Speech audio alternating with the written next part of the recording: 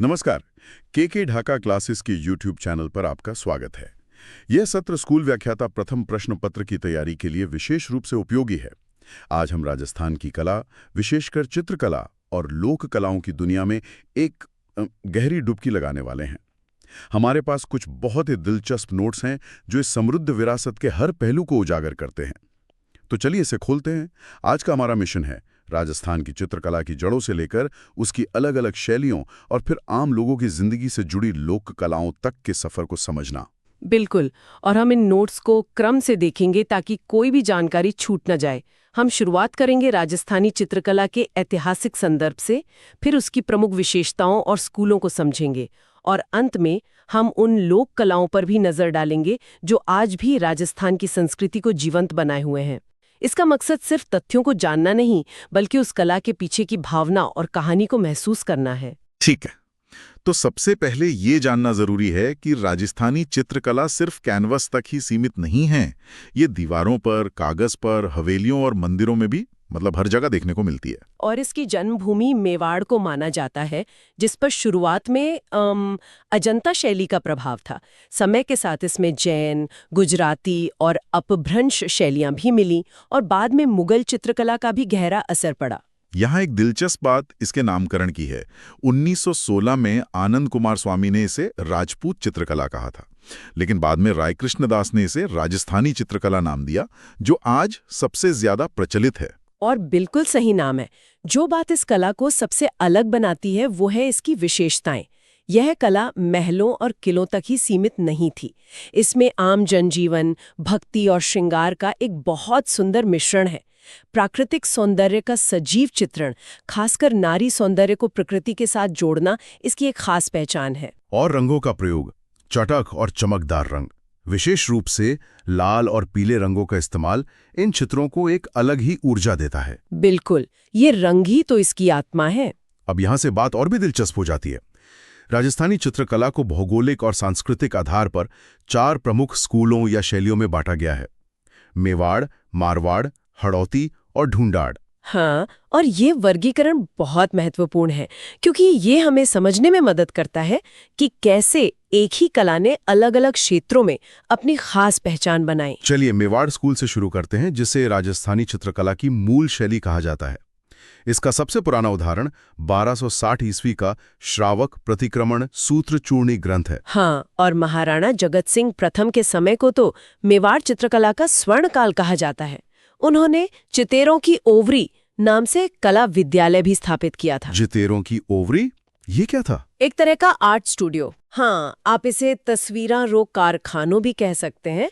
ये एक dedicated art school था जहां चित्रकार काम करते थे। अच्छा, और मेवाड़ के अंदर भी कई उपशैलियां हैं, है ना? जैसे उदयपुर शैली। उदयपुर शैली, जो अपने लाल पीले रंगों और बादाम जैसी आंखों के लिए जानी जाती है।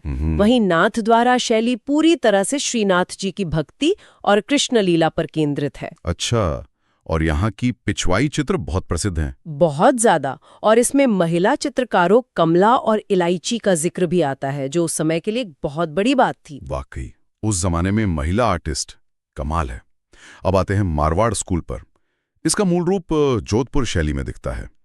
इस पर मुगल प्रभाव साफ नजर आता है। हाँ, और यहाँ ढोला मारू और मूमल निहालदे जैसी प्रेम कथाओं का खूब चित्रण हुआ है। मारवाड़ की 2 उपशैलियां तो विश्व प्रसिद्ध हैं। बिल्कुल।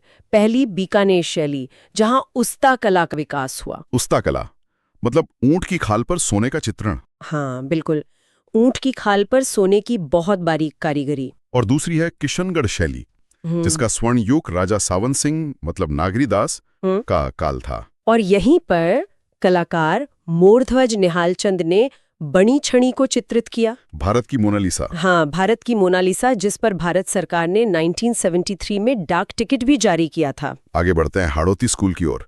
ये प्रकृति और शिकार के चित्रों के लिए मशहूर हैं। सही। बूंदी शैली में पशु पक्षियों और प्रकृति का अद्भुत चित्रण है। वहाँ की चित्रशाला को तो भित्ति चित्रों का स्वर्ग कहते हैं। और कोटा शैली की मुख्य विशेषता शिकार के दृश्य हैं। और इसमें एक दिलचस्प बात यह है कि चित्रों में रानियों को भी शिकार करते हुए दिखाया गया है। हाँ, और ये बहुत महत्वपूर्ण है। ये उस दौर में महिला सशक्तिकरण का एक अनूठा उदाहरण है। बिल्कुल। और आखिर में है ढूंढाड़ स्कूल, जिस पर मुगल प्रभाव सबसे ज्यादा था। हाँ, क्योंकि ये दिल्ली के सबसे करीब था। जयपुर शैली में आदमकद पोर्ट्रेट यानी व्यक्ति के पूरे आकार के चित्र बनाना एक मुख्य विशेषता थी। और सवाई जयसिंह ने तो सूरत खाना नाम से एक चित्रकला विभाग ही स्थापित कर दिया था। इसकी उपशैलियों में अलवर शैली भी अनूठी है, जहां अंग गणिकाओं यानी वेश्याओं के चित्र बने। हाँ, जो उस समय के लिए काफी साहसिक विषय था। और शेखावाटी शैली अपनी हवेलियों पर बने भित्ति चित्रों के लिए इतनी प्रसिद्ध है कि इसे ओपन आर्ट गैलरी कहा जाता है। ओपन आर्ट गैलरी, बिल्कुल। और इन चित्रों में लोक गाथाओं के साथ साथ आपको ट्रेन और मोटर गाड़ी जैसे आधुनिक विषय भी मिलते हैं। अच्छा, ट्रेन और मोटर गाड़ी भी? हाँ, ये दिखाता है कि वो कलाकार अपने समय से कितने जुड़े हुए थे। तो इन सब शाही शैलियों का मतलब क्या है? क्या कला सिर्फ राजदरबारों तक ही सीमित थी? बिल्कुल नहीं। बिल्कुल नहीं। इसके समानांतर एक और धारा बह रही थी लोक कला की। हाँ, लोक कला आम इंसान की अपनी स्वाभाविक कलाकारी है, जो धर्म, सामाजिक जीवन और त्योहारों से जुड़ी है। ये ज्यादा सहज और वास्तविक है। जैसे कि फड़, जो कपड़े पर लोक देवताओं के जीवन का चित्रण है। हाँ, और भीलवाड़ा का जोशी परिवार इस कला के लिए प्रसिद्ध है। और पाबूजी की फड़ सबसे लोकप्रिय है ना? सबसे ज्यादा। इसी तरह जमीन और दीवारों पर मांडना बनाए जाते हैं, जो ज्यामितीय अलंकरण होते हैं। सांझी गोबर से दीवारों पर बनाई जाती है और कागज पर बने देवी देवताओं के चित्र पाने कहलाते हैं। और कावड़ तो एक चलता फिरता लकड़ी का मंदिर है, जिसके दरवाजे खुलने पर रामायण और कृष्ण लीला की कहानियां दिखती हैं। हाँ, इसे चित्तौड़गढ़ के खिरादी जाति के लोग बनाते हैं। और देह अलंकरण में मेहंदी और गोदना मतलब टैटू की परंपरा भी बहुत पुरानी है। बिल्कुल। और हमें कठपुतली को नहीं भूलना चाहिए, जिसे उदयपुर के भारतीय लोक कला मंडल ने अंतर्राष्ट्रीय प्रसिद्धि दिलाई। तो आज हमने देखा कि राजस्थान की कला एक विशाल वृक्ष की तरह है।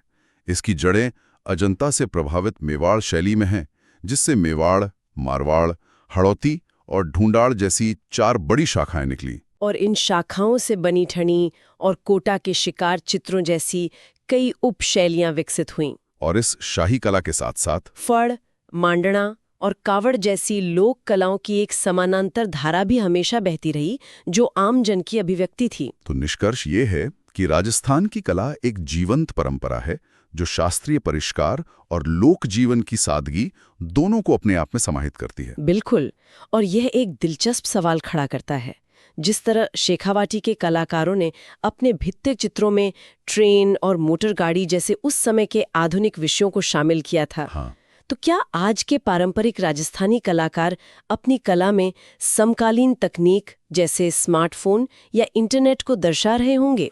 ये सोचने वाली बात है। आज के दौर के किसी लोक नायक की फड़ कैसी दिखेगी, इस पर सोचना वाकई दिलचस्प होगा। बिल्कुल, ये एक बहुत ही रोचक विचार है सोचने के लिए।